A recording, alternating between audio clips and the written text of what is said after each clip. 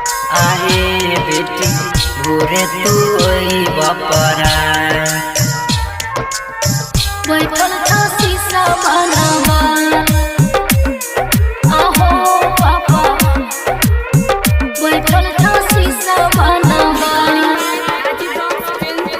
ऊंचा ऊंचा मारा बाछा माई देला पापा हो ऊंचा ऊंचा मारा बाछा माई देला पापा आहो पापा बैठल था शीशा बनवा आहो पापा बैठल था शीशा बनवा आई भर भैर नयन देख दाहे बेटी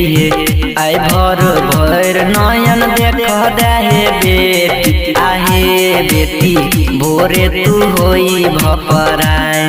आहे बेटी भोरे तू होई भपराय आहे बेटी भोरे तू होई भपराय बैठल था शीशा बनवा आहो पापा बैठल था शीशा बनवा कौने कसुरबा पापा हमारा सभेला हो कौने कसुरबा पापा हमारा सभेला आहो पापा कैलिया कौने अपराध आहो पापा कैलिया कौने अपराध आपन बेटी पराया है छै बेटी हे आपन बेटी पराया है छै बेटी आहे बेटी जाएले पड़त ससुरा आहे बेटी जाएले पड़त ससुरा जाएले पड़त ससुरा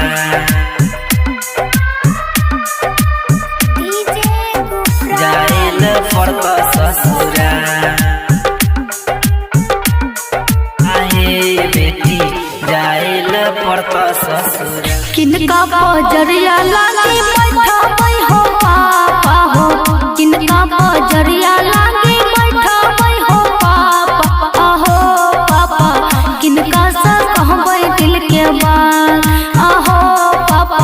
किनका से कहबै दिल के बात किनका से कहबै दिल के बात सासू पजरिया लागी बैठी हे बेटी हे सासू पजरिया लागी बैठी हे बेटी आहे बेटी स्वामी से कह दिल के बात आहे बेटी स्वामी से कह मन के बात।